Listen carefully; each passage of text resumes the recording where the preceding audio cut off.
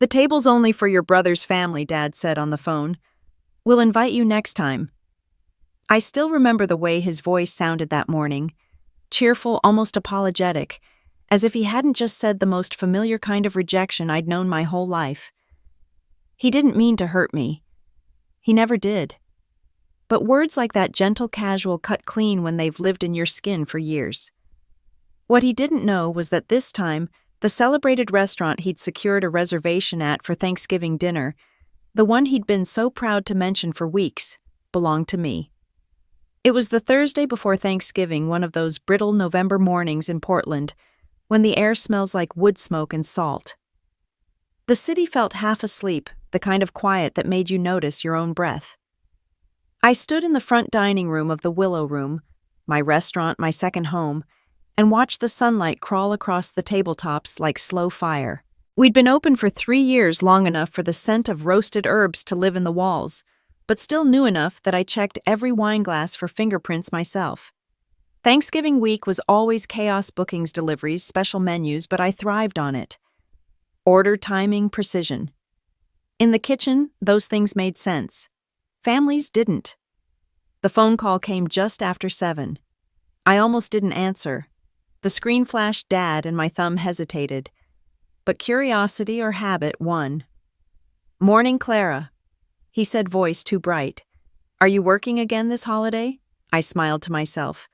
"When am I not?" He laughed, and for a moment it almost felt easy. Then he said it. "The restaurant we're going to this year, the Willow Room, you know it. Anyway, the table's only got space for your brother's family. But we'll invite you next time." Just like that, the sound of his voice became a distant buzz, and a cold certainty settled right beneath my sternum, heavy as stone. I leaned against the counter, gripping the phone tighter. "The Willow Room," I repeated carefully. "That's quite a choice." "Yeah," he said, oblivious.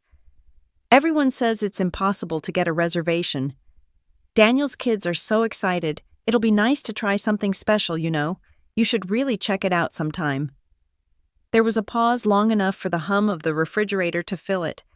Then I said lightly, "Maybe I will." He sighed, as if trying to soften the blow. "I know it's tough, Clara, but with the kids, the space—" "Don't worry about it, Dad," I interrupted. "I've got plans." He chuckled, relieved. Good. We'll catch up at Christmas." "Yeah." "Sure," I said. "Next time." When I hung up, the silence pressed in like fog. I stared at the empty room around me, the polished wooden tables, the golden light spilling through the windows, the vase of late chrysanthemums near the counter. This was my place, my dream, and somehow he didn't even know it. By the time my general manager, Evan, arrived, I'd already triple-checked the reservations list. "Big week ahead," he said, shaking the rain from his jacket. "We've got a full house through Sunday, even a VIP family booked for Thanksgiving dinner named Porter." The pen in my hand stilled. First name I asked, even though I didn't need to. He scanned the list. Harold Porter. Party of 10. Private dining room. 6 p.m. A dry laugh cracked in my throat before I could stop it. "Of course." Evan looked up. "Something funny?" I forced a smile. "Just irony. Go ahead and confirm their menu." He hesitated. "You okay, perfect?" I said too fast. "Absolutely perfect." When he left, I sat in my office for a long time staring at the glowing screen. The reservation glared back at me, the letters sharp and personal. Harold Porter. 10 guests. Thanksgiving evening. For a while I just looked at it, my cursor blinking like a heartbeat beside the cancel button. The thought of pressing it was tempting. Cathartic even. But no, that would be too easy. Too small. There was a sharper kind of revenge, the kind that didn't raise its voice. I'd let the evening unfold exactly as planned. The morning passed in a blur of motion, ordering produce, checking deliveries, approving schedules. My staff moved with the quiet precision I loved: knives glinting, pens hissing, laughter muffled by the rhythm of work. It was beautiful, controlled, and predictable. Everything my family wasn't. When Evan brought the last inventory sheet, he paused at the door. "You know," he said, "it's funny. Every holiday you say you'll take a day off, but you never do." I smiled without looking up. "That's because the kitchen doesn't disappoint me." He chuckled, assuming it was a joke. I didn't correct him. After he left, I sat back in my chair, phone still on the counter beside me. Dad's words echoed faintly, each one more absurd than the last. The Willow Room. You should try it sometime. I wanted to laugh, but the sound that came out was closer to a sigh. He didn't mean harm. He never did. But every time he chose Daniel, his golden boy, his mirror image over me, it carved something permanent. A quiet scar that success couldn't quite cover. I had spent years proving him wrong: culinary school scholarships, back-to-back awards, 2 Michelin stars. And yet here I was, still the daughter, without a seat. At noon, the rain began again, drumming softly against the window panes. The restaurant felt suspended between seasons, warm inside, gray outside. I walked to the glass and watched the droplets chase each other down. In the reflection, I saw a woman who had built everything she wanted and still didn't know how to stop wanting more. That was when the phone buzzed again. Another message from Dad. Sorry if that sounded harsh earlier. You know how space gets tight. Maybe we can do Christmas together. Always next time. Always later. I stared at the text until the letters blurred, then locked the screen. The cursor on the reservation list still blinked steady and patient. I placed my hand on the mouse, hovered over the cancel option, then stopped. No, not yet. The satisfaction wouldn't come from shutting him out. It would come from letting him in, letting him see exactly who I'd become without his permission. I whispered to the empty room, let's see how it feels when the door opens for me and closes for him. Outside, the rain eased the sky, breaking into pale light. Inside, the air smelled of rosemary butter and something sharper: anticipation. That evening, after everyone left, I walked through the empty dining room again. The lights glowed low, soft amber, spilling across the tables. I paused by the private dining room, his dining room, and ran my fingers along the edge of the door. Soon he would sit here, surrounded by family laughter, wine, and not know he was sitting inside the world I'd built from the scraps he left me. For a long moment I stood there, my heartbeat sinking with the faint hum of the city outside. Then I whispered, barely audible even to myself, tomorrow I won't just serve dinner. I'll serve silence, the kind that makes people listen. I turned off the lights and walked out into the cold night, my reflection trailing behind me in the glass. Tomorrow was Thanksgiving Eve, and for the first time in years, I wasn't the one waiting to be invited. The morning of Thanksgiving Eve started in silence, the kind that fills a room before the storm. I arrived at the Willow Room before sunrise, the city still draped in a soft fog. The air outside smelled like wet leaves and cold metal, but inside everything was warm and humming with quiet life. The kitchen lights flickered on one by one, bouncing off the stone-tiled floors. I liked that sound, the slow waking of a space that belonged entirely to me. Evan was already there, of course, leaning against the counter with his coffee mug. Morning, chef, he said, handing me the clipboard. Deliveries came in early. We've got fresh apples, cranberries, and the pecans you asked for. Perfect, I replied, skimming the list. We'll start prep as soon as the oven's warm. He hesitated. You sure you don't want it closed tomorrow? Just for once it's Thanksgiving. I smiled faintly. You know I don't do holidays. He gave a knowing nod. Yeah, but the staff might. You could just saying, let someone else take charge for a day. I'll think about it, I lied. He knew I wouldn't. By 6, the kitchen came alive, the hiss of butter meeting hot pans, the thud of knives on cutting boards, the rhythm of early morning prep. I moved through the controlled environment, my presence the quiet center of the action. It felt safe, predictable. Control was my comfort. When the pastry chef Nora brought over the first batch of apple pies, the scent filled the room. Cinnamon, sugar, butter, all the smells that used to mean home. I inhaled deeply, remembering Mom's kitchen before everything fell apart. She'd hum while peeling apples, her sleeves rolled up her hair, escaping the bun she never quite managed to keep neat. Dad would come in, kiss her cheek, and she'd smile like forgiveness was just part of her recipe. That was before the silences started, before every meal turned into an argument disguised as conversation. Clara Evans' voice pulled me back. You okay? Yeah, I said, blinking hard. Just thinking. He studied me for a moment, then went back to his notes. He didn't push, and I was grateful. By 10, the reservation board was full and every table was polished to perfection. I stood near the host stand, scanning the list one more time. There it was again, Harold Porter party of 10. Private dining room, 6:00 p.m.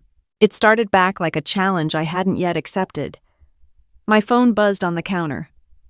Dad again. We're bringing the kids a bit early tomorrow, the message read. They can't wait to see the restaurant. Daniel says it's supposed to be incredible. I could almost hear his voice, proud, casual. He had no idea. I deleted the text and walked to my office. The sunlight streamed in through the tall windows, catching the framed newspaper article on the wall, The Willow Room, Portland's hidden jewel. Beneath the headline was a photo of me standing behind the counter, arms folded, smile tight, but confident. The reporter had asked me what inspired the name. I'd said, because willows bend but they don't break. It sounded poetic at the time.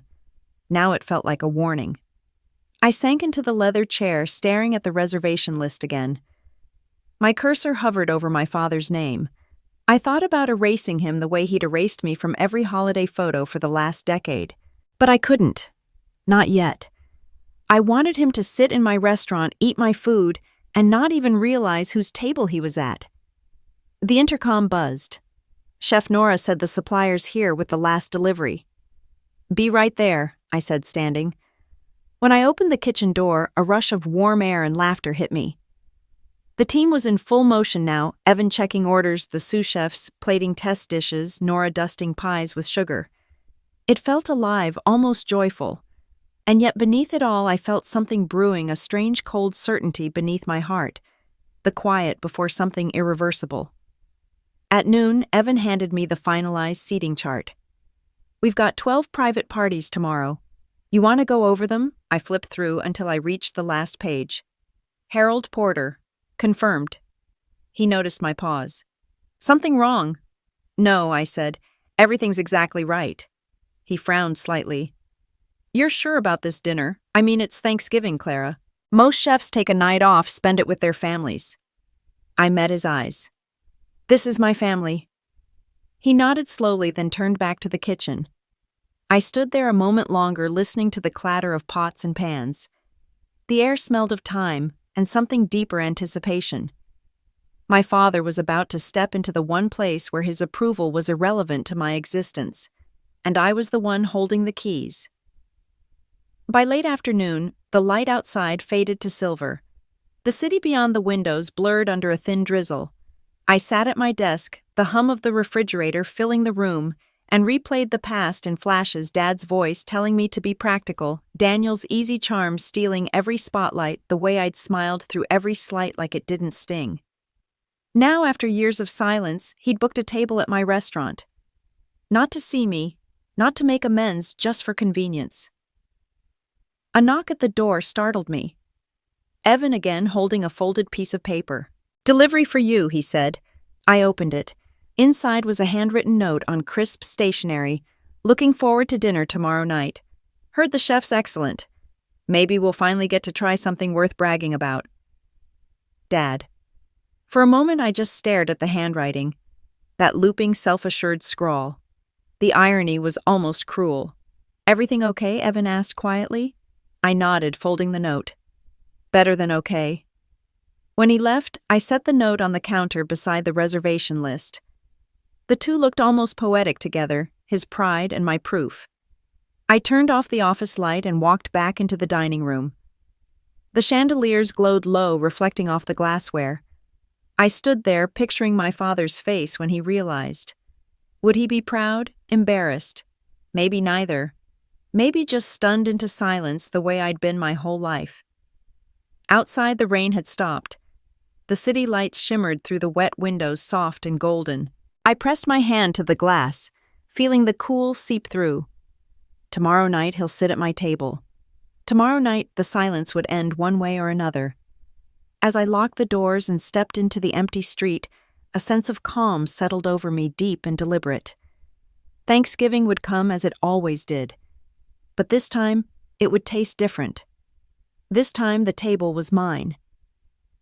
Thanksgiving morning broke with a quiet kind of light, soft gray, unassuming. I'd been awake since 4, long before the city started to stir. The Willow Room was empty except for me and the hum of the refrigerators, the air heavy with the faint sweetness of baked apples and the sharp bite of coffee. This was the hour I liked best, the stillness before the noise when everything felt possible, and nothing yet had gone wrong. By 6, the first wave of staff began to arrive. Nora came in carrying a box of cinnamon sticks. Evan followed behind her balancing 2 trays of pastries and a mug of coffee that was definitely for me. "You're impossible," he said, handing it over. "You've been here all night again, haven't you?" I took a sip and smiled. I prefer the word dedicated. Uh-huh. He glanced around the spotless kitchen. Or haunted. Take your pick. The banter was easy practiced. We'd known each other long enough that he didn't ask the kind of questions he knew I wouldn't answer. Outside, the drizzle had stopped, leaving the streets slick and shining. Inside, everything smelled like warmth and purpose. At 8, the delivery started. Produce crates, wine boxes, flowers for the tables. Evan checked each one meticulously, but my mind wasn't on logistics. It was on the name printed in block letters at the bottom of the reservation chart, Harold Porter. Party of 10. Private dining room. I hadn't told anyone who he was. To them, he was just another wealthy client, the kind who expected to be catered to, deferred to, obeyed. To me, he was a test I hadn't realized I'd been studying for my whole life. By mid-morning, the restaurant buzzed with movement. Nora rolled out dough for the pies, humming quietly under her breath. Leo, my sous chef, was chopping herbs with mechanical precision. Evan oversaw the dining room setup, candles. Tablecloths, glassware aligned just so. Everything gleamed. Everything was perfect. "Private dining room's ready," Evan said, appearing at my side. "You want to take a look?" I followed him through the archway and stopped in the doorway. The room glowed in amber light, soft and inviting. The long table was draped in linen 10 chairs, evenly spaced. A centerpiece of dried flowers and pine cones ran down the middle. To anyone else, it looked like the ideal Thanksgiving setting. To me, it looked like irony in bloom. Evan studied my face. "Not right." "It's perfect," I said quietly. "Exactly how it should be." He frowned, sensing something I wasn't saying. "You seem tense. Just tired." I lied. But fatigue wasn't the word. It was something else, an ache that sat behind my ribs, familiar and heavy. When he left, I stood alone in that room, letting my eyes trace the details. The flicker of the candles, the reflection of light in the wine glasses, the faint echo of footsteps from the kitchen. For a second I pictured it, my father walking through the door, his confident stride, his easy smile that had fooled people for years. Daniel right behind him with his wife and kids. My brother, the golden child, the one who could do no wrong. They'd sit there laughing, passing plates, talking about how lucky they were to get a reservation here, never once realizing they were sitting in the middle of the life I built from the ashes they left me. My phone buzzed in my pocket, breaking the spell. "Dad. Running late but can't wait for dinner. Daniel says you'd love this place." I laughed out loud, a sound so dry it cracked in my throat. "Oh, I do," I murmured. By noon, the first customers arrived for lunch service. Couples, small families, a few tourists who'd wandered in early. I moved between tables, smiling, chatting, pretending everything was normal. But underneath, every minute felt like waiting for a storm you could smell before it hit. Around 2, Evan caught me at the bar, clipboard in hand. "We just got a call," he said. "Your VIP party wants to confirm their menu. They're requesting the apple pie as a finale." Of course they were. Mom's pie. The one recipe she'd taught me before she died. The one dish that still carried her voice like an echo. I could almost hear her humming as she peeled the apples, saying, "The secret's in the patience, honey. Don't rush sweetness." My throat tightened. "Tell them it's handled," I said. He nodded, still watching me. "You sure you don't want to take tomorrow off? We can handle brunch." "You could, Evan," I said softly. "I need to be here." He exhaled. "All right. But if you burn out, don't say I didn't warn you. I smiled, but it didn't reach my eyes. I won't burn out. The truth was, I'd been burning for years. By 4, the restaurant began to shift. The music softened, the candles were lit, and the air filled with sharp anticipation. Staff moved quickly, voices low, focused.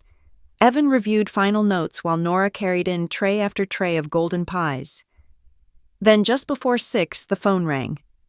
The host picked up, nodded, then turned to me. "Chef, the Porter party just called. They're running 15 minutes late." "Of course they are," I said. "Hold their table." When the host turned away, I walked into the private dining room again. The table waited silent, expectant. 10 seats, 10 place cards, 10 perfectly folded napkins. Everything is ready. I stood there a long time, my hand resting on the back of my father's chair. I could almost see him sitting there, talking over me, talking past me as he'd always done. I thought of every Thanksgiving I'd spent alone, every next time that never came. And now, here we were. The irony tasted like ash in my mouth. In the distance, I heard laughter from the main dining room, families gathering toasts, being made, the sound of belonging. My chest tightened. Then quietly I whispered to the empty table, "Let's see how it feels to eat at my mercy for once." The words hung in the air like smoke. Outside, the first snow began to fall, soft, slow, almost gentle. Inside, everything was ready. The staff had no idea what tonight meant to me. To them, it was another service, another night to impress. But to me, it was years of silence finally breaking open. As I turned off the lights in the private room, I caught my reflection in the glass, a steady, composed woman with flour on her sleeves and a storm behind her eyes. Tomorrow he would see me. Not the daughter who was never enough. Not the forgotten one. But the woman who built her own table. Thanksgiving evening arrived wrapped in a hush of falling snow. The city outside was muted, a watercolor of gold and white, its lights appearing distant like warmth Clara couldn't reach. Inside the willow room, everything gleamed. The silverware caught the glow of the chandeliers. The air smelled faintly of roasted herbs and cinnamon, and every table was full. Except one. The private dining room waited. 10 empty seats. 10 plates, 10 silent witnesses. I stood at the edge of the dining floor, pretending to read through the reservation ledger while my heart kept its own rhythm, steady, deliberate, braced for impact. At 5:55, the front door swung open, letting in a gust of cold and laughter. I didn't have to look up to know who it was. I could feel it, the old familiar mix of dread and defiance curling in my stomach. "Reservation for Porter," the hostess said brightly. "Right on time," my father's voice replied. It had been years since I'd heard him in person, but the sound hadn't changed. Warm, commanding, threaded with the kind of confidence that comes from always assuming the world will make room for you. I stayed still, half hidden by the archway. I could see them through the reflection in the glass, the whole family sweeping in with winter coats and chatter. Daniel, my older brother, was laughing, his arm around his wife's shoulders. Their kids darted toward the fireplace, giddy with the novelty of snow. And there, behind them, was my father. His gray hair neatly combed, his scarf perfectly folded. His presence filling the room, pushing the air out of my lungs the way it always had. He glanced around with the faint air of a man appraising property he already owned. "Beautiful place," he said. "Feels familiar somehow." I almost smiled. The hostess led them through the dining area toward the private room. I stepped back out of sight, but close enough to hear his voice trailing behind her. "Fine craftsmanship," he was saying. "The attention to detail remarkable. You can always tell when an owner actually cares." Oh, I cared all right. Once they were seated, I took a deep breath and walked toward the kitchen. Evan was there, overseeing the first course with his usual calm precision. "Your VIPs have arrived," he said, checking his watch. I noticed, I said.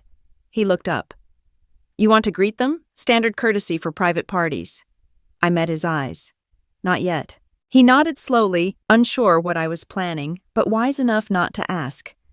From the service window, I could see the private dining room. My father lifted his glass, smiling, his voice carrying faintly through the hum of the restaurant. To family, he said the words sounding hollow like a toast given out of obligation. The toast landed like a slap I refused to feel. The first course went out a butternut squash bisque with roasted seeds and a drizzle of sage oil. I watched as Nora carefully placed each bowl onto the trays. Her hands were steady, practiced. "You're sure you don't want me to send Evan in to do the greeting?" she asked quietly. "No," I said. "I'll go?" She blinked, surprised. Now I nodded. Now. I smoothed my apron, took a breath that felt too shallow, and pushed open the door to the private dining room.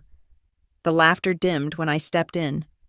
For a heartbeat, no one spoke. Then my father looked up, his expression shifting from polite interest to stunned confusion. "Clara," he said, standing halfway. "What on earth? What are you doing here? I work here," I said evenly. "Welcome to the Willow Room." Daniel blinked, glancing between us. "Wait, this is your place." I smiled faintly. "It is." The silence that followed was thick enough to slice through. My father's mouth opened-closed, then opened again. "You're joking." "No," I said. "I don't joke about my livelihood." He looked around the room as if seeing it for the first time. "You own this restaurant. I built it," I corrected. "From the ground up." His expression wavered between disbelief and something else, embarrassment maybe. "Well," he said finally, forcing a chuckle. "That's quite an accomplishment." "Thank you," I said. "I hear it's hard to get a reservation." Daniel shifted in his chair, his discomfort visible. "Clara, we didn't realize Dad didn't mean—" "It's fine," I said. "Enjoy your meal." I turned to leave, but my father stopped me. "Clara, wait." I paused in the doorway. The hum of the restaurant bleeding faintly from beyond. "This isn't how the family handles things," he said. "We didn't mean to leave you out. You know how space gets— Space isn't the problem, Dad." I said, turning back to face him. "It never was." He frowned, the authority slipping from his tone. "Then what is—" I stepped closer, my voice quiet but steady. "You said the table was full. I just wanted you to see what that looks like from the other side." For a moment, no one spoke. The only sound was the slow tick of the wall clock.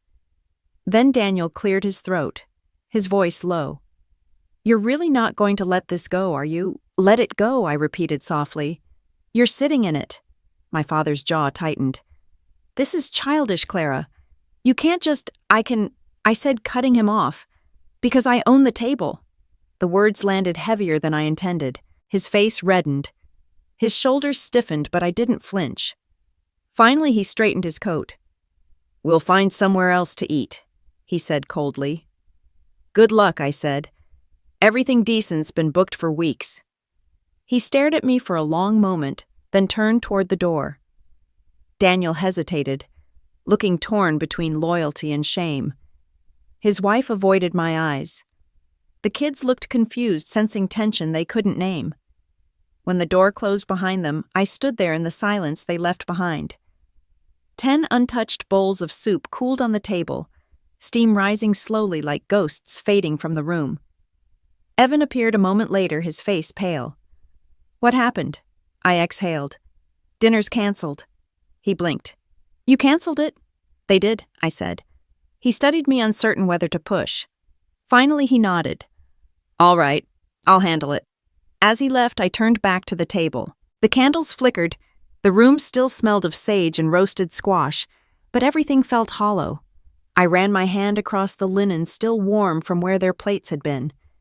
It wasn't satisfaction I felt, it was something quieter, heavier. For the first time, the silence didn't cut. It settled. Outside, snow kept falling, blanketing the street in white. Inside, the Willow Room hummed softly, untouched, unbothered. And for the first time in my life, I didn't need an invitation. By midnight, the Willow Room was silent again. The candles had burned low, their wicks curling into smoke. The air still carried the scent of roasted herbs and apple pie, but everything felt different now, hollow like a song after the last note fades. I sat alone at one of the smaller tables, a half-empty glass of wine in front of me, my reflection shimmering on its surface. The night outside was still snowing, white flakes drifting through the streetlights, looking like silent confetti for a victory that felt meaningless. It should have felt peaceful. It didn't. I'd told myself this was what I wanted. Justice. Balance. My father had walked out of the restaurant, humiliated Daniel silent beside him, the rest of the family trailing like shadows. I'd stood my ground. I'd spoken the truth. I'd finally made him see me. But now that it was done, the room felt too big. Too quiet. Evan came out of the kitchen, wiping his hands on a towel, his expression careful. "The last of the staff clocked out," he said. "Everyone's gone." I nodded. "Thanks, Evan. Go home too. I'll lock up." He hesitated. "You sure it's late?" "Yeah." He lingered a moment longer, studying my face. "You did what you needed to do," he said softly. "Sometimes that's the only way people learn." Maybe I said. "Or maybe it's just another way to keep score." He didn't answer. He just nodded and slipped out the door, clicking shut behind him. The sound of the lock echoed in the empty room. I stared at the wine glass for a long time before picking it up and draining the rest. The bitterness wasn't from the wine. I walked toward the private dining room, the scene of the crime, if you could call it that. The candles there had gone out completely, leaving only a faint trace of smoke curling upward.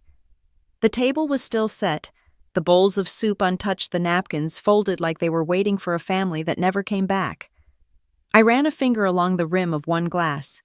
Cold, smooth, lifeless. For years I'd dreamed of a moment like that, of standing tall, while my father finally understood how deeply he'd wounded me.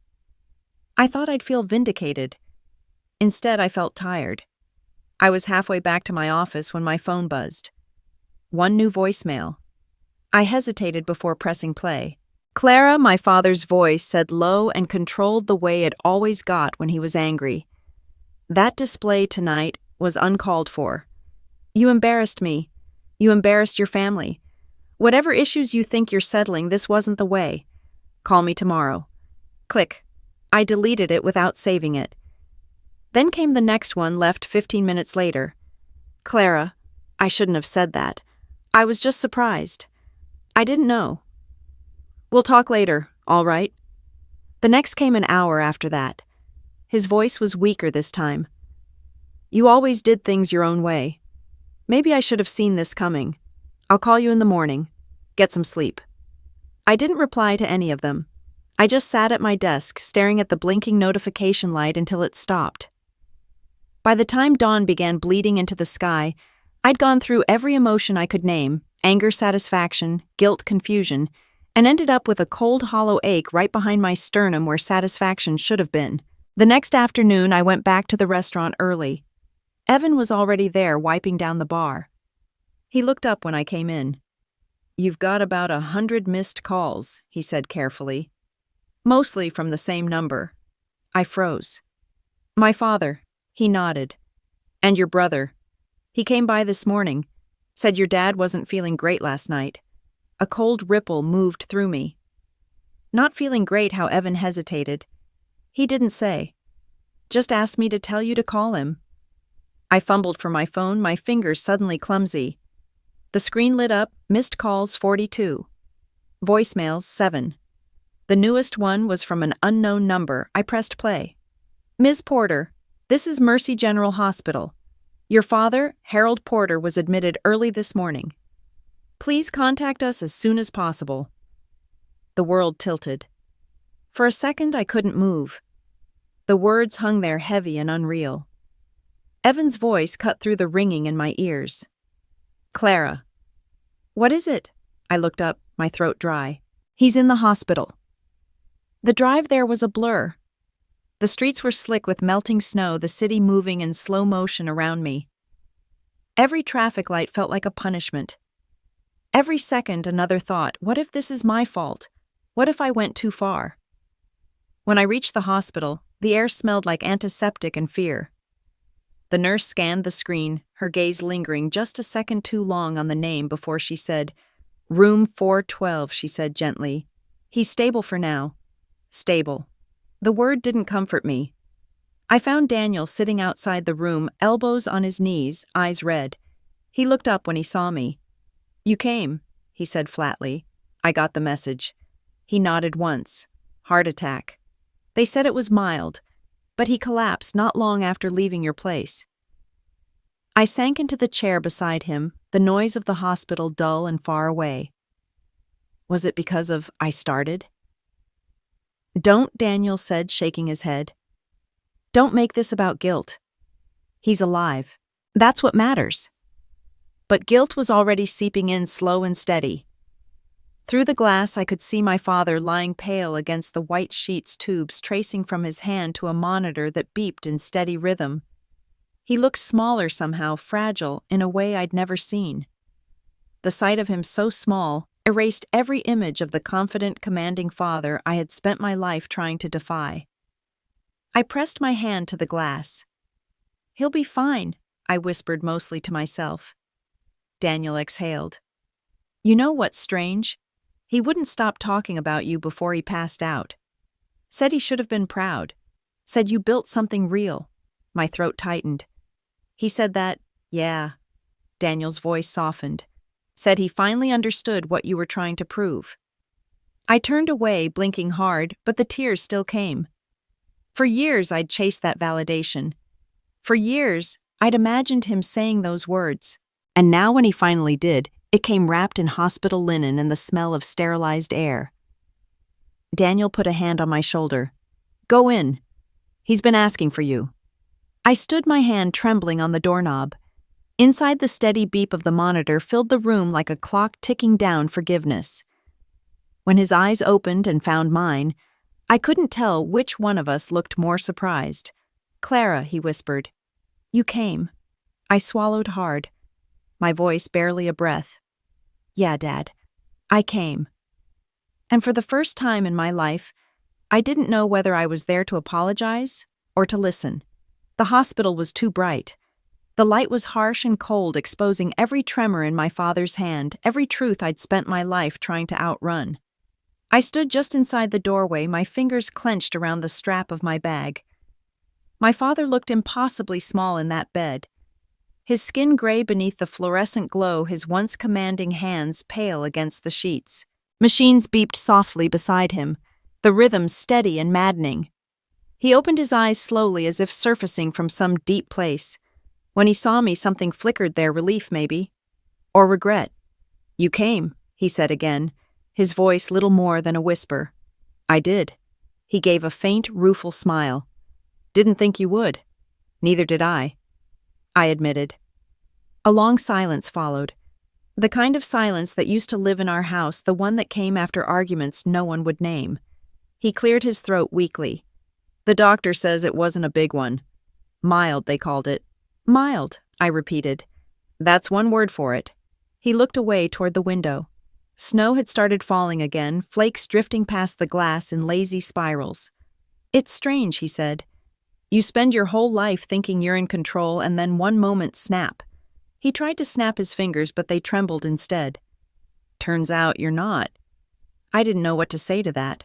He must have sensed it because his tone softened. "You've done well for yourself, Clara.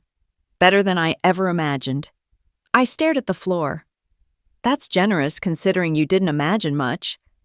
He winced, but didn't argue. "Fair enough." The nurse came in to check his vitals. Her polite smile was a bright, fragile thing in the tense air between us. She adjusted a few wires and whispered something about rest before leaving us alone again. The door clicked shut behind her, and suddenly it was just us two people bound by blood and years of silence. "Why didn't you tell me?" he asked quietly. "About the restaurant. About all of it." I looked up. "Would you have cared?" He exhaled, closing his eyes for a moment. "You think so little of me?" "I think exactly of what you taught me," I said, my voice steady. "You told me to stop chasing impossible things. You said cooking wasn't a real career, that passion didn't pay bills. You said I was—" He finished the sentence for me. "Too emotional to succeed." The words hung between us, brittle as glass. He rubbed his temples. "I said a lot of things I shouldn't have." "Yeah," I said softly. "You did." For a long time, the only sound was the monitor beeping beside his bed. Then he said I was wrong. I blinked. What I was wrong about you, he said again, his voice breaking slightly. I thought I was protecting you from disappointment, from failure. But all I did was make you smaller in my own eyes. And that— He paused, swallowing hard. That's something I can't take back. The words hit me harder than I expected. I'd wanted an apology for years, but I never imagined it would sound so fragile, honest, and unarmored. I sat down in the chair beside the bed. You know, I said quietly, I didn't build that restaurant to prove you wrong.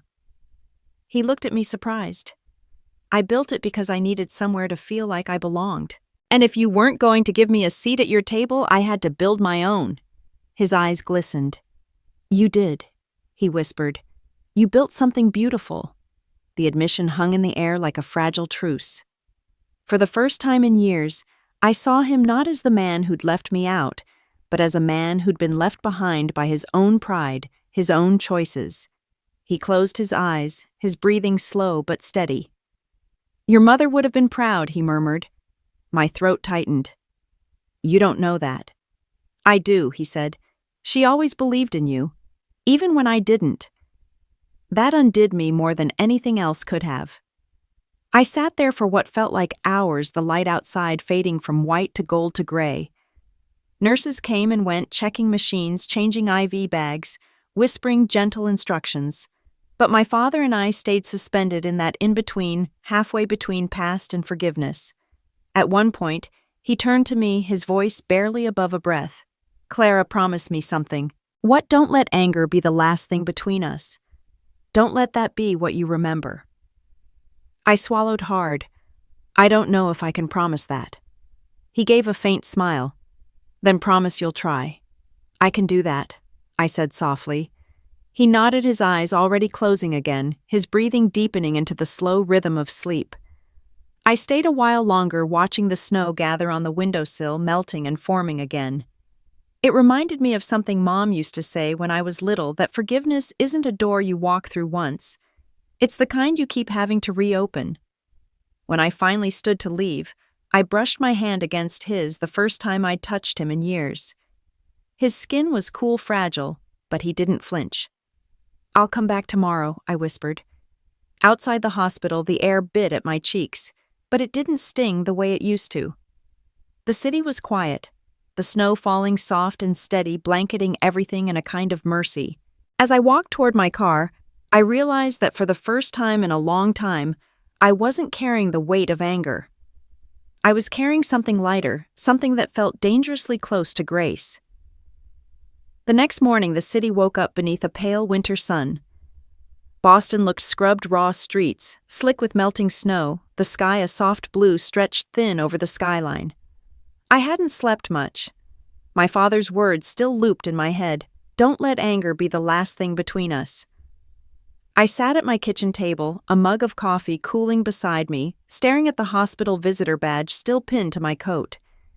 It felt strange how a piece of paper could carry so much weight. I'd gone there expecting resentment, maybe more arguments.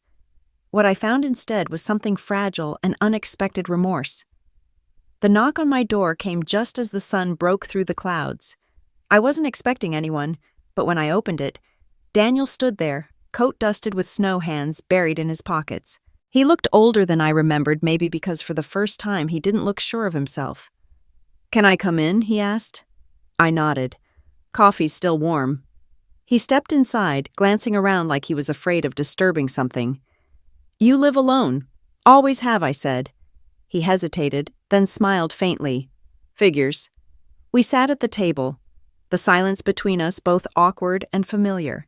He rubbed his hands together, finally pulling something from his pocket, a small box wrapped in tissue paper. Dad wanted you to have this. I frowned, taking it slowly. The paper was soft, almost worn through. Inside was a gold locket, oval, delicate, old-fashioned. My breath caught. I thought this was lost, I whispered. Daniel shook his head. He found it in Mom's things last year. Said she wanted you to have it when the time was right.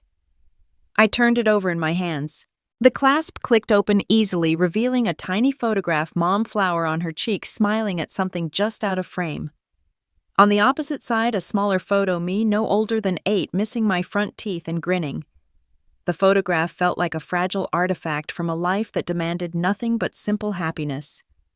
She used to wear it every Thanksgiving, Daniel said quietly. Said it kept her family close. I closed it carefully, the chain cool against my skin. I thought Dad threw this out after she died. He didn't, Daniel said. He just couldn't look at it. That hit me harder than I wanted to admit. I'd spent years painting my father as the villain maybe he was, but grief has a way of warping people. Maybe he hadn't known what to do with what was left of her. Daniel sipped his coffee, his eyes flicking up to mine. He's better this morning. Said you talked last night. I nodded. We did. He told me you forgave him. I didn't say that. Daniel smirked faintly. No, but you went to see him. That's something. I looked out the window. The snow had started to fall again, gentle and relentless. Forgiveness isn't a one-time thing, I said. It's practice. He leaned back. You sound like Mom. I smiled at that, though it ached.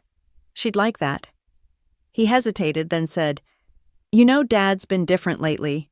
After Mom died, he buried himself in work and keeping the house running and pretending we were fine. You reminded him that we weren't. By cutting him out, I asked. No, Daniel said. By standing up for yourself. He didn't respect weakness. He only understood strength, and you gave him that in a language he couldn't ignore. I didn't know whether that made me proud or sad. Maybe both. He stood after a while, tucking his gloves into his coat. He wants to see you again tonight. Is he ready for that? Yeah, Daniel said, his smile small but real. He said to tell you he's been thinking about Thanksgiving. Said maybe next year should be different. Different how Daniel shrugged. His words, maybe she can host it. I laughed soft and disbelieving. At the Willow Room. He nodded. He said it's about time he earned a seat at your table. The words landed like a quiet peace offering. After Daniel left, I sat alone for a while, tracing the locket's edge between my fingers. I slipped it over my neck, the chain resting just below my collarbone. The gold warm from my hand felt like a silent, tiny weight of commitment. For the first time in years, I felt something close to anchored, no longer fighting the constant internal current of needing to prove myself. That afternoon, I went back to the restaurant. The Willow Room was empty, sunlight spilling across the decorative stone floor. Evan was there sorting invoices behind the bar. He looked up when he saw me. You look different, he said. I feel different, I admitted. He smiled. Your father okay? Getting there? Good. He hesitated, then nodded toward the window. The snow's supposed to keep up all week. People are already calling about the holiday dinner menu. I smiled faintly. Then we'll give them one they'll never forget. I walked to the private dining room, the one where it had all unraveled. The air inside was still but not empty. I ran my hand over the long table, remembering every word, every silence. This time the ghosts felt softer. I opened the locket again, looking at my mother's face. She'd always said Thanksgiving wasn't about food, it was about coming home. For years I thought I didn't have one. Now standing there, I realized I'd built it with my own hands. That night I went back to the hospital. My father was sitting up this time, a newspaper spread on his lap. He looked up surprised but pleased. You came back, he said. I told you I would. His eyes dropped to the locket around my neck. For a moment he didn't speak. Then quietly, she'd be happy to see you wearing that. I nodded. Daniel told me you found it. He smiled faintly. I wasn't ready to look at it before. Now I think maybe I am. We talked for an hour about nothing and everything. The restaurant, Daniel's kids, the weather. But beneath it all, there was a new rhythm, unspoken, tentative, real. As I left, he called after me. Clara, I turned. Next Thanksgiving, he said. Save me a seat. I smiled. There's always a seat, Dad. Outside, the snow had stopped. The streetlights glowed soft and golden against the dark. And for the first time in my life, the world didn't feel like something I had to fight for. It felt like something I'd finally earned. The river was half frozen when I walked along its edge that Sunday morning. The river, half frozen, let the ice drift past the banks, sharp glittering pieces, moving on much like the rigid anger I was finally letting go. The world was quiet. Muffled by the cold, the silence so deep, it made my ears ring. I hadn't planned to come here. My feet brought me anyway. This was where I'd stood the day I opened the Willow Room for the first time. Back then, the city had felt too big, too loud. I'd whispered a promise to myself that day. You'll never need their approval again. And I'd kept it.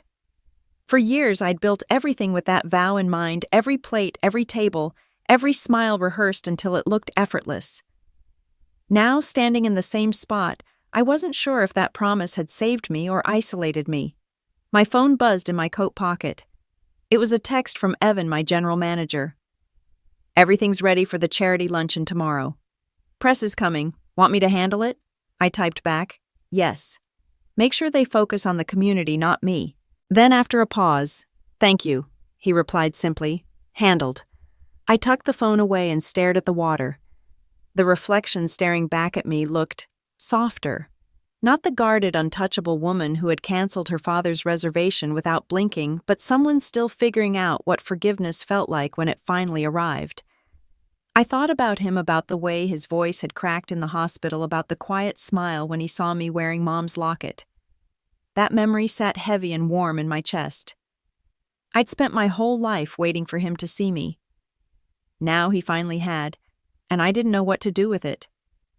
A voice pulled me out of my thoughts. I figured I'd find you here. I turned. Daniel stood a few feet away, his breath fogging in the cold.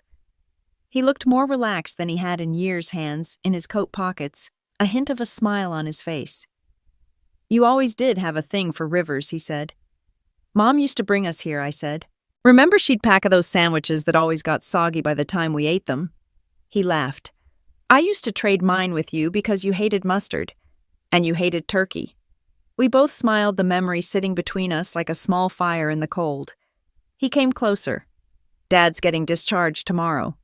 They want him to rest, but knowing him, he'll try to mow the lawn by next week. That sounds like him. He's different, Clara. You got through to him in a way no one else ever did. I shook my head. It wasn't me. It was time. He finally ran out of ways to ignore what he'd lost. Daniel watched me for a moment. You know, he told me something before I left the hospital last night.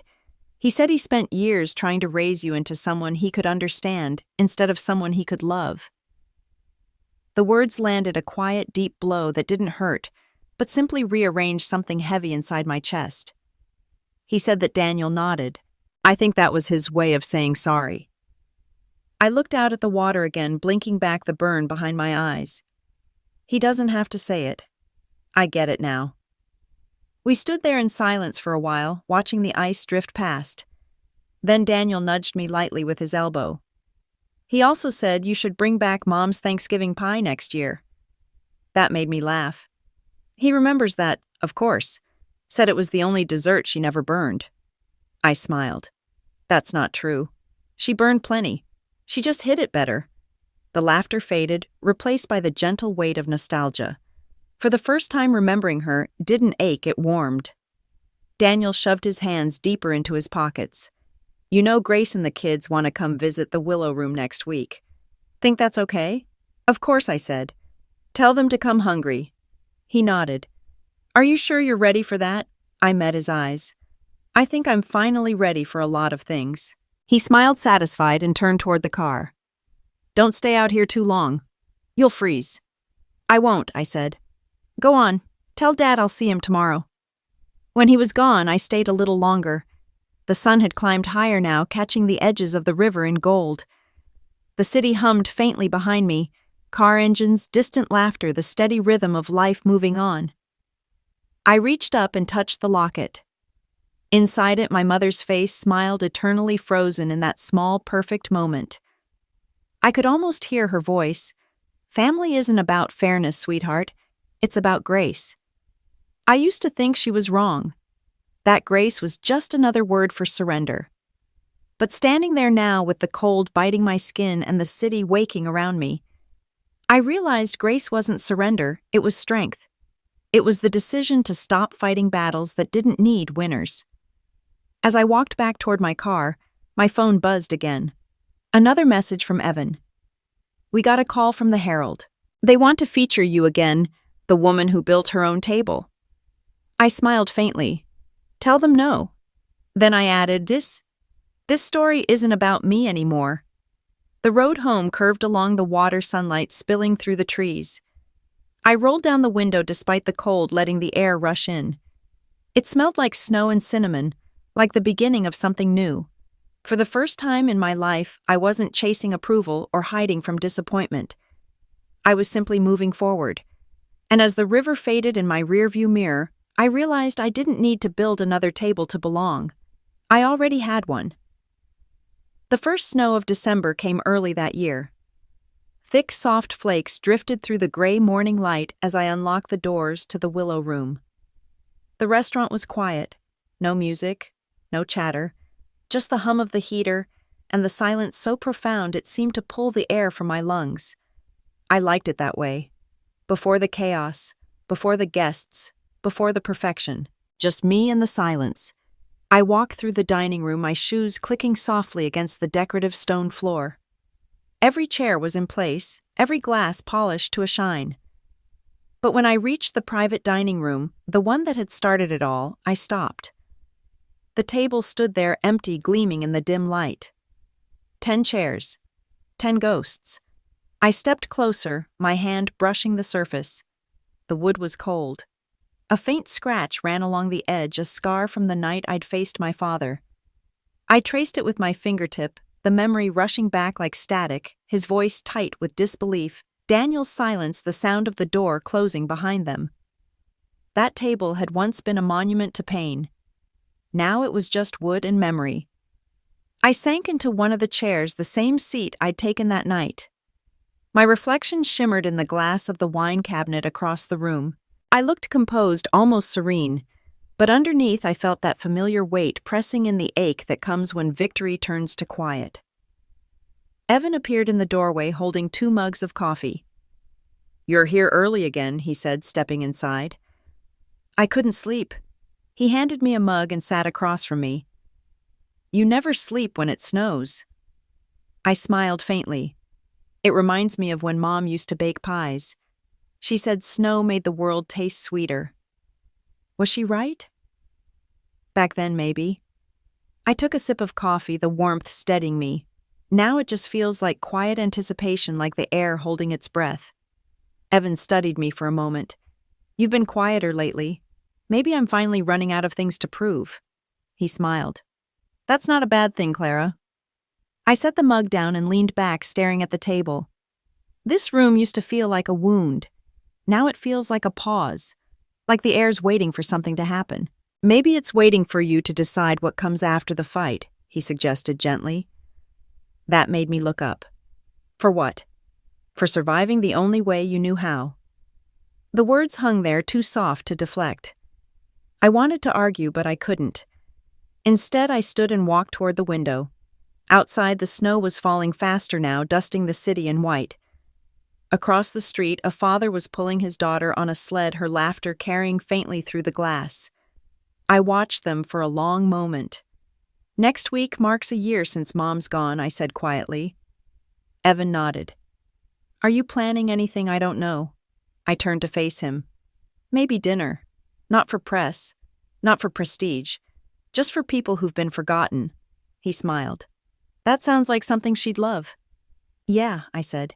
"It does." The idea sat with me the rest of the day, growing roots. A dinner for the forgotten. For the people who had no table waiting for them. It felt right, like the kind of grace my mother used to talk about. By noon, the restaurant came alive again. The staff trickled in laughter, echoing through the kitchen. I slipped on my apron, letting the rhythm of the day pull me forward, knife on cutting board, oil sizzling the hum of order. But even in motion, my thoughts drifted. Every sound seemed to carry a memory. Evan calling out instructions reminded me of Dad's voice at family dinners. The smell of cinnamon and butter carried me back to my mother's kitchen. Late in the afternoon, Daniel stopped by. He looked more relaxed these days, more human. "Dad's home," he said. He's been asking about you. Good, I said, smiling. How's he doing? Better. He even tried making coffee this morning. That's brave. He burned it, Daniel said with a laugh. But he said he's going to cook Christmas breakfast. Grace is terrified. We both laughed, the sound warm and real. Then he looked around the restaurant, his expression softening. You know, this place feels different now. Lighter. I think I finally stopped haunting it, I said. He nodded, his eyes glinting. You should come by for dinner next week. Dad's planning something small. He wants you there. I hesitated. You think he's ready for that? Daniel smiled. I think you both are. After he left, I stood in the doorway of the private dining room again. The light was fading, snow still falling. The table gleamed in the dim glow, waiting. That night after closing, I brought a single plate from the kitchen, apple pie, still warm, just like Mom used to make. I set it at the head of the table and lit one candle. The flame flickered, reflecting in the wine glasses. I sat down and whispered quietly, "This is for all the Thanksgivings that went wrong, for every next time that never came." The air shifted, soft and still. I could almost hear her humming again that tune she used to sing when she thought no one was listening. I closed my eyes. For the first time, the empty table didn't feel lonely. It felt complete. When I blew out the candle, the smoke curled upward like a sigh. I left the pie there untouched and walked out into the falling snow. The world was quiet, and for once the quiet didn't hurt. The phone rang just after dawn, its sharp tones slicing through the soft hum of the heater in my apartment. I almost didn't answer. It was too early, and the world outside was still wrapped in gray. But something, a pulse, an instinct, made me reach for it. "Clara Porter," a man's voice said. "This is Detective Collins with the Boston Police Department." My stomach dropped. "Yes, I'm calling about your father, Mr. Harold Porter." I gripped the counter, the room tilting slightly. "What happened? There was an incident last night," he said carefully. "Nothing life-threatening. He's at St. Mary's now. They think it was exhaustion. He was found sitting in his car outside a diner near the South End. He gave us your number." Exhaustion. The word didn't sound serious enough, but my heart was already racing. "Is he conscious?" "Yes, ma'am. Just weak. You can visit any time." I thanked him, hung up and stood there for a moment, my breath uneven. My coffee had gone cold. The city outside was waking up, buses, rumbling, snowplows, scraping, but everything in me felt still. Within an hour, I was driving across town, my fingers clenched around the steering wheel. The roads were slick, the sky pale. I'd spent so many years running from the role of daughter that I wasn't sure I remembered how to play it anymore.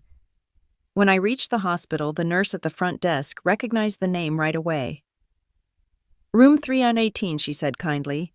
"He's been asking for you." The hallway smelled like antiseptic and old coffee. I hated hospitals, their false brightness, their quiet dread. I paused outside his door, steadying my breath before pushing it open. He was awake. Sitting up this time, eyes on the window where light spilled in over his bed. The TV played quietly in the background, some morning news show about the upcoming Christmas parade. When he turned his head and saw me, a slow, genuine smile spread across his face. "You came again," he said softly. "I always come," I replied. He chuckled weakly. "You didn't used to. That makes two of us." He laughed, then coughed, the sound dry and sharp. I poured a cup of water from the pitcher beside him and handed it over. His hands shook as he took it. "You shouldn't be driving alone," I said. "Especially in this weather." "I wasn't planning to," he said, his voice thin. "But after dinner I couldn't sleep. I went out for coffee. Thought I'd clear my head." "Coffee at midnight. That sounds like something Daniel would do." He smiled faintly. "Guess I needed to think." I sat in the chair beside his bed, watching him carefully.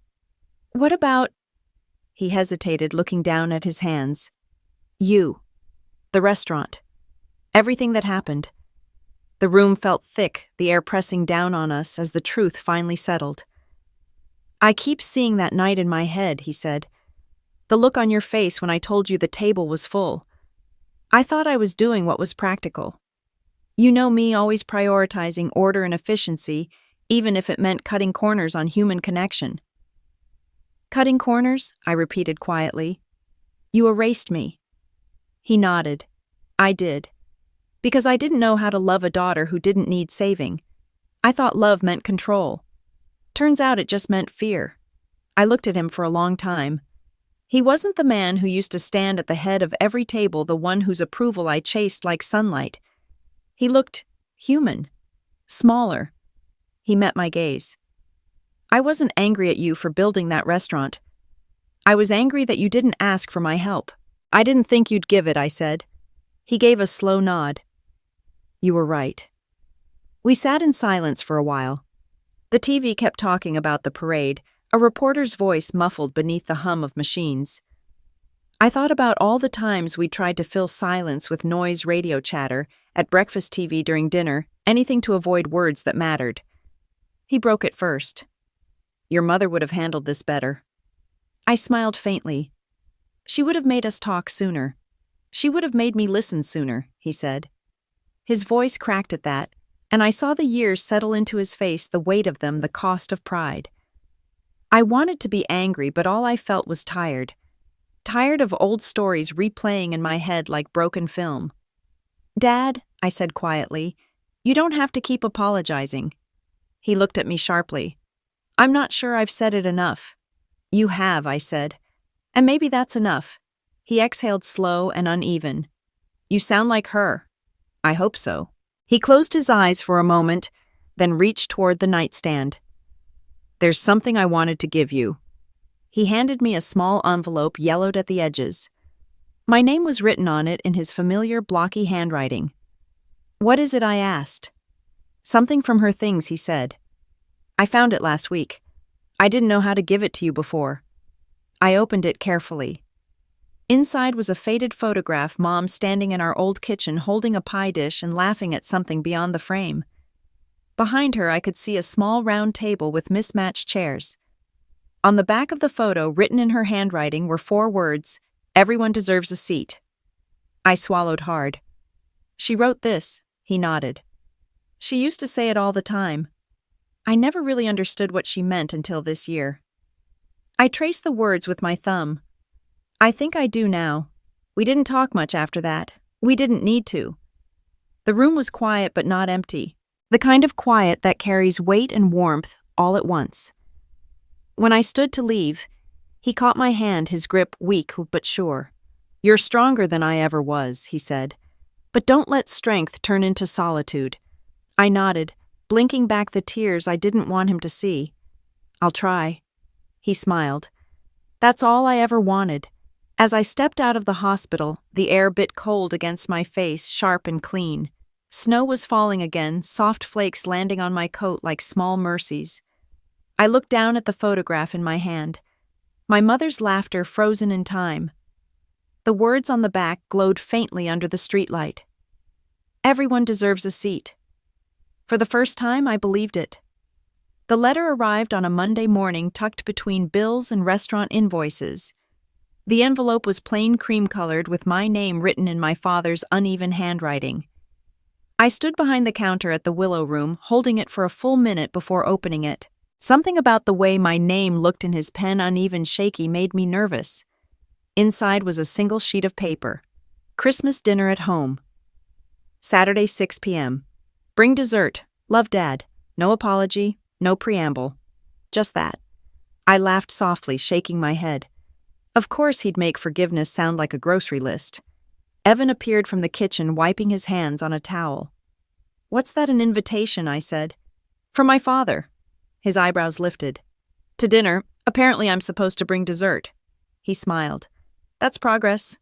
I folded the letter and slipped it into my coat pocket. We'll see. All day my thoughts drifted back to that note. It wasn't just the words, it was what they meant. He was asking me home. Not to a restaurant, not to a hospital, but home. That night when the restaurant closed, I stood alone in the kitchen rolling out pie dough on the counter. The smell of cinnamon and apples filled the air. I hadn't made this recipe in years, not since Mom died. I could still hear her voice, light and teasing. Don't rush the crust, Clara. Sweetness takes its time. By midnight, the pie was done golden brown edges slightly uneven, exactly the way she made it. I left it to cool, watching the snow drift outside the window. It felt like the world was holding its breath. The next few days passed in a blur of holiday chaos. Customers came and went, the restaurant buzzing with warmth and noise. But beneath it all, a quiet anticipation built in me. By Saturday evening, I was standing outside my father's house for the first time in years. The old porch light still flickered the familiar crack in the front step, making me pause just as it had when I was 10. Through the window, I could see movement shadows, laughter light. I took a deep breath and knocked. The door opened to reveal Daniel grinning like he'd been waiting all week. "You made it," he said, pulling me into a hug. "I said I would," I replied. He glanced down at the pie tin in my hands. "Let me guess, Apple Mom's recipe." His smile faltered just a little the way it always did when her name came up, but then he nodded. "Perfect. Come on in." The house smelled exactly the way it used to pine clove something roasting in the oven. For a second, I was 10 years old again, peeking into the kitchen while Mom scolded Dad for sneaking bites before dinner. Now the kitchen was quieter. But there he was. My father standing at the counter wearing an apron that looked far too new for him. When he saw me, he froze, then smiled. "You came," he said softly. "I brought dessert," I said, setting the pie down. He walked over slowly, as if afraid I might vanish if he moved too fast. "Your mother would have loved that smell," he murmured. "I think she's somewhere in it," I said. He laughed quietly, and for a moment the air between us softened. Dinner was surprisingly easy. Grace and the kids filled the table with chatter. Daniel kept pouring wine, and Dad. He just listened. Really listened. I watched him laugh with the grandkids, ask about school, and compliment Grace's cooking. It wasn't perfect, but it was real. Halfway through the meal, he raised his glass. "I know we've had our share of broken dinners," he said. "But tonight, I just want to say thank you for giving me another chance to sit at this table." My chest tightened, and I saw Daniel blink hard, pretending not to. "To family," I said quietly, raising my glass. "To family," they echoed. After dinner, while the others moved to the living room, I stayed behind to clear the dishes. Dad joined me, towel in hand. "Old habits die hard," he said, drying a plate. "You never liked cleaning up before," I teased. "I'm learning," he said. "You were right, you know." "About what?" "That it's not about the table. It's about who gets a seat." I smiled faintly. "You read the back of Mom's photo, didn't you?" He chuckled. "I did. It took me a while to understand it." We stood in companionable silence, washing and drying, the rhythm easy and familiar. For the first time in my adult life, I wasn't waiting for his approval. I just enjoyed his company. When we finished, he said, "You'll host next year?" I looked at him, startled. He smiled. "It's time the family sees your world." The Willow Room. For a moment, I couldn't speak. Then I nodded. "I'd like that." He leaned against the counter, tired but content. "Your mother used to say you'd change the way this family eats together." I never knew she meant it literally. We both laughed. It felt strange and good at once. Later, when I was leaving, he walked me to the door. The night was cold, but the snow glittering on the steps felt crisp, not biting like the difference between old anger and new peace. He handed me the folded note I'd brought with me earlier, his invitation. "Keep this," he said, "to remind you that sometimes it's worth saying the words out loud." I tucked it into my coat pocket. "Thank you for asking me home." He smiled.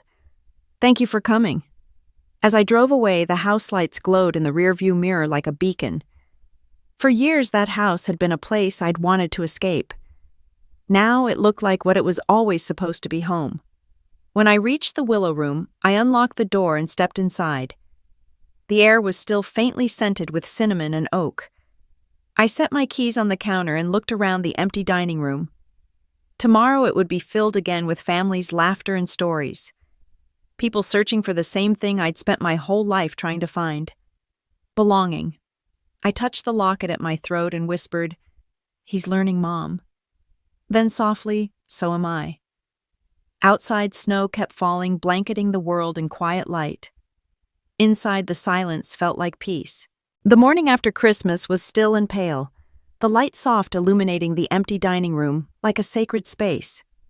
The Willow Room was closed for the holiday, but I was there anyway, standing in the doorway of the dining room with a mug of coffee and the sound of snow melting against the windows. The tables were bare, the air faintly scented with cinnamon and roasted apples from the night before. It felt strange seeing the place so quiet after everything. No clinking dishes, no laughter spilling from the kitchen, just peace. I hadn't realized how much I needed that. I walked slowly between the tables, my fingertips brushing the edge of each one. Every nick and scratch in the wood told a story of families reunited, of quiet apologies, of people finding warmth in unexpected places. For years I'd thought of this restaurant as armor-proof, that I'd made it. But standing there that morning, it didn't feel like armor anymore. It felt like a home I'd built from all the pieces of myself I thought were too broken to use. Evan appeared in the doorway, his usual clipboard nowhere in sight. "You really don't take days off, do you?" I smiled over my shoulder. "Not when the place feels this quiet." He stepped inside, glancing around. "Quiet's good. You've earned it." Maybe I said, setting my mug on the counter. But quiet feels different now. Not empty. Just full. He studied me for a second, then grinned. "You sound like someone who's finally forgiven herself." "Maybe I have," I said. "At least I'm learning to." He leaned against the counter. "Your father called this morning." I raised an eyebrow. "Already? He said to tell you he wants to bring the whole family for New Year's Eve." I told him we're booked. I laughed. "You didn't?" "I did. Then I told him you'd find a way to fit them in." I smiled, shaking my head. "You're not wrong." He gave a small nod toward the window. "Snow's still coming down. City's quiet. You should take a walk." "Maybe I will," I said, "after I finish something." He tilted his head. "What's that, an idea?" After he left, I went to my office and opened my notebook. On the first blank page, I wrote the title, "The People's Feast." Underneath, I scribbled the details: open seating, no reservations, free meals for anyone who walks in. A feast for those who have no table waiting for them. I didn't know if it would work or how I'd fund it, but I didn't care. For the first time, it didn't feel like rebellion. It felt like purpose. By afternoon, the snow had stopped. I locked up the restaurant and walked through the city, the air crisp and bright. Boston looked softer under snow, like it was forgiving itself for being cold. I found myself at the river, the same spot where I'd stood years ago when the Willow Room was just an idea on a napkin. The water moved slow beneath a thin film of ice. I pulled my coat tighter, the photograph from my mother tucked safely in my pocket. "Everyone deserves a seat." Her words had once felt like a comfort. Now they felt like a mission. My phone buzzed in my pocket. "Daniel." "Hey," I said, answering. "Hey, yourself. Are you busy?" "Always," I said with a smile. "Why, Dad wants to know if you're saving him a table for New Year's. He's already bragging to Grace that you'll let him help in the kitchen." I laughed. "We'll see about that. He means it this time." Clara, Daniel said, his voice softening. "He's trying." "I know," I said quietly. "So am I." We said goodbye, and I stood there for a while watching the water shift under the light. The city buzzed faintly in the distance, subway brakes, car horns, the hum of something alive and ongoing. When I finally returned to the restaurant that evening, I didn't turn on the lights right away. I just stood in the doorway, letting the glow from the street lamps spill across the empty tables. In that soft amber light, every chair looked like an invitation. I walked to the private dining room, the same one where it had all started. The table gleamed in the quiet, each chair perfectly aligned. I sat at the head, just for a moment, running my fingers over the smooth wood. I thought of the girl I used to be, the one who stood outside, waiting for someone to open the door. I thought of the woman who built this place brick by brick, recipe by recipe, until she no longer needed anyone's permission to belong. And I thought of my father sitting across from me now, not in anger but in peace. Of my mother whose laughter still seemed to echo through every corner of this room. The ghosts didn't haunt me anymore. They kept me company. When I finally stood, I whispered to the room, "It's yours now. All of it." I turned off the lights and walked toward the front door, unlocking it as I always did before service. The night air rushed in cool and clean, carrying the sound of distant laughter. For years I had dreamed of belonging. I thought it would come from success, from power, from being the one in control. I realized belonging wasn't something you earned, but something you gave, just like my father was doing. The next day we opened for the holiday dinner.